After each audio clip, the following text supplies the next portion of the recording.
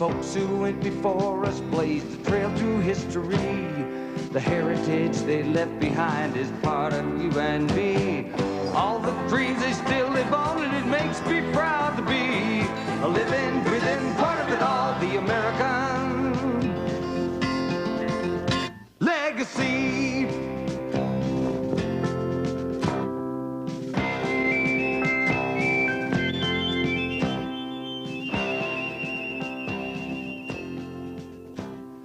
Lookout Mountain, Tennessee. The site is well named.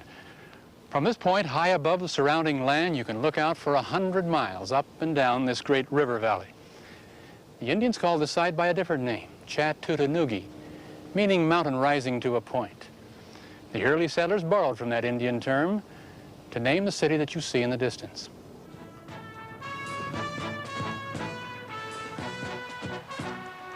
Today it has become one of Tennessee's largest industrial centers, serving this whole southern region. You and I know it as Chattanooga. Winding through the picturesque city is the very reason for its location, the twisting, turning Tennessee River. For some 750 miles, the river and its tributaries curve and bend their way through the Tennessee Valley, carrying off rain and moisture from more than 40,000 square miles of land in this 7-state area.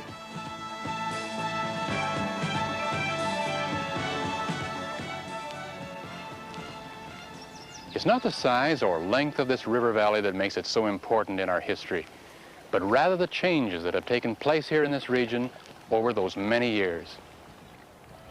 200 years ago, this valley was blessed with some of the richest land in America. There were forests everywhere. Buffalo, deer, small game were plentiful. The Indians had managed well this land upon which they lived, taking from it only what they needed to continue a way of life that was in balance with nature. With the coming of the white man, the valley was to change. Early settlers called them palisados.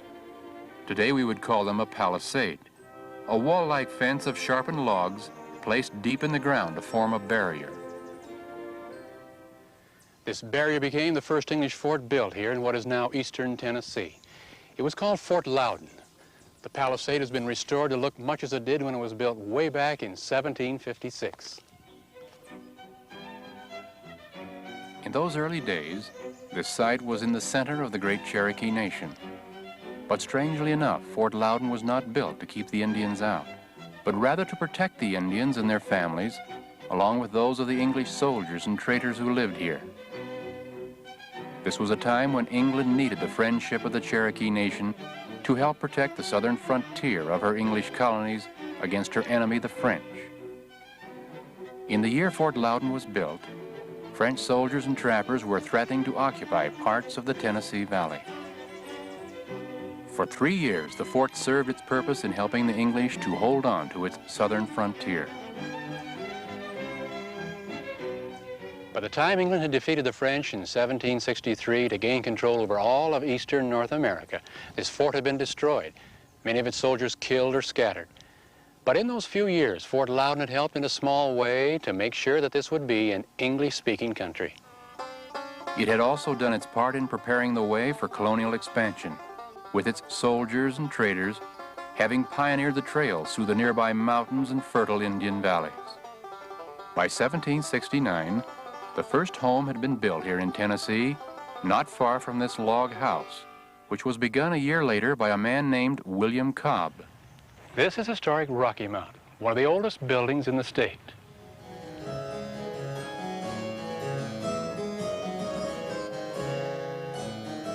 Although built as a home, it later served for several years as the first Capitol building of what was called then the territory of the United States south of the River Ohio. Today, the buildings and grounds have been restored to their original appearance, preserving for all of us to see how the early settlers lived some 200 years ago. Most of the early homes here were built of logs cut from the nearby forest. How big the house would be depended on the size of the log that a man could lift over his head. Usually this would be around 15 to 16 feet. That's why 16-foot homes became quite common in those early days. A broad axe or adze were used for hewing, which meant flattening the opposite side of the log. For notching the corners, a man used the saw if he was lucky enough to have one. Most kitchens in those years were built like this one, separated from the main house by at least 40 or 50 feet, and for a very good reason. Without matches to help start your fire, once you had the logs burning, you had to keep the fire going, even through the night, with hot coals to rekindle for another day's cooking. All year long, a fire burned in the kitchen. Sometimes it even burned up the kitchen. That's why they were built away from the main house. If you didn't like stew, you would probably go hungry in early Tennessee. Stew made up a majority of the meals prepared. But what better way to use the dried vegetables, say, for winter days? Sprinkle with bits of meat from freshly killed bear, deer, or wild turkey. What about chicken? Well, they weren't for eating, they were for laying eggs.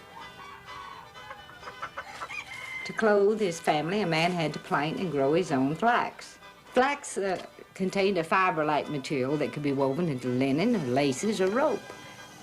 Here in East Tennessee, it took 2 years from the time the flax was planted until the time that the fibers could be spun and woven into a finished garment. Flax is very dry. You need some water to dampen it so that you can splice the flax to some thread that you already have on your spindle. All you're doing when you're spinning is simply to twist your fibers into a strong thread.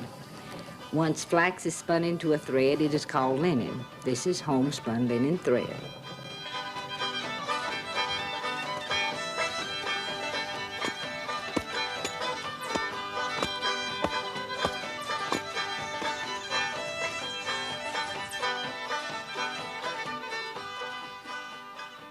By 1796, Tennessee had more than enough settlers to become the 16th state of our Union. Many of these families, looking for better farming land, began using the Tennessee River to transport themselves and their possessions downstream on flatboats to settle in the middle and western ends of this long but fertile Tennessee Valley. The river, although very shallow and dangerous in places, became very important to these early farmers. It was like a highway of water, helping them to float their crops down to the Ohio and Mississippi rivers, on down to New Orleans, to be sold and shipped to markets along the Atlantic seaboard. This was a much longer but less difficult way than trying to haul them east up and over the Appalachian mountain ranges.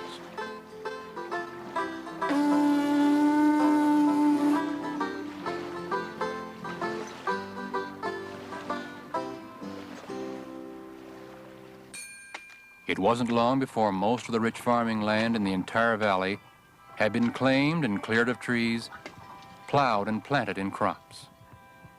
During the same period of history, lumbermen began cutting down the rich forests throughout the valley, selling the wood to make their profit, while miners discovered there were large amounts of coal and other minerals for the taking. For over 100 years, farmers, lumbermen, miners used and reused the land without regard for its condition, making it produce what it could before moving on to new land, to repeat their same profit-making cycles. What happens when you cut down most of the hardwood forests in the mountains without replanting them? Or planting the same crop on the same soil year after year after year, or stripping away the ground cover to dig out the coal and the minerals?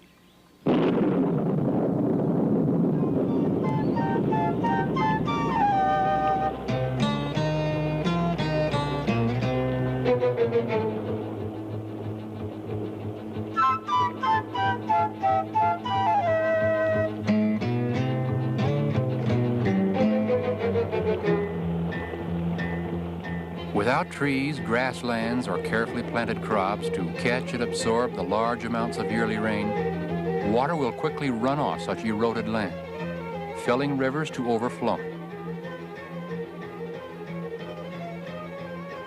During seasons of heavy rain, the Tennessee River became an unpredictable river of destruction, destroying farmlands, towns, and parts of cities.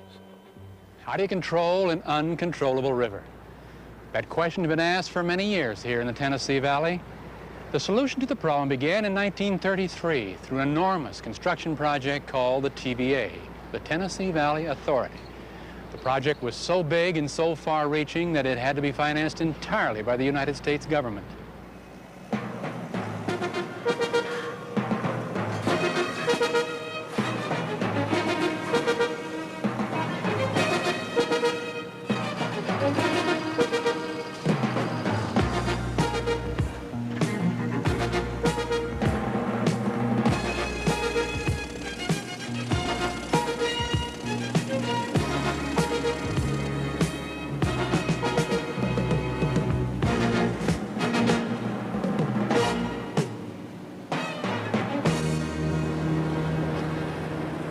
Today, some 30 huge dams like this one control the Tennessee River and its many tributaries from flooding and the awful destruction caused by this once uncontrollable river.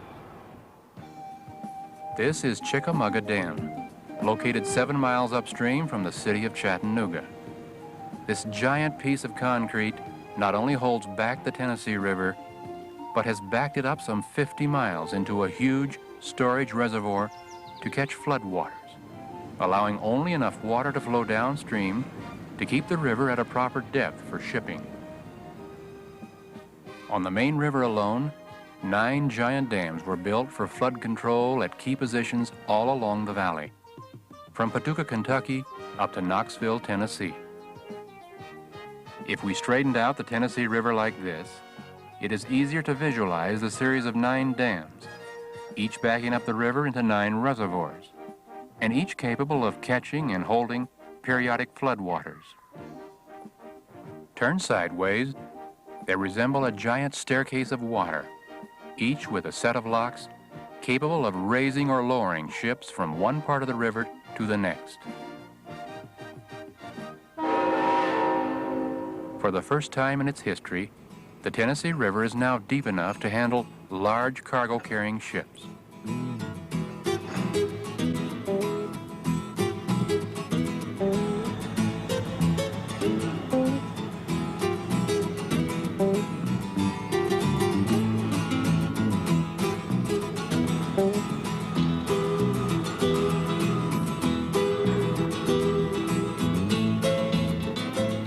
Today, all kinds of heavy raw materials and finished products are being carried up and down this waterway to manufacturing plants in Ohio and Kentucky, to trade centers in Alabama and Missouri, to markets in this and other parts of our nation. A great deal of progress has also been made in restoring forests and farmlands of this region. Through replanting and selective cutting, both soft and hardwood trees are once again growing on the mountains. Fertilizers and new methods of farming are helping to improve the soil. Families throughout the valley now enjoy the benefits of cheap electric power generated at each of the hydroelectric dams. The Tennessee Valley Authority has been a huge experiment by our national government in this particular region of our country. To say that the TVA is the answer for other sections as well is forgetting that each part of our nation has its own needs and must try and find ways to solve its own problems, with or without help from the national government. I do know that it's taken us a long time to learn what the Indians learned centuries ago, how to live in balance with the nature that surrounds us.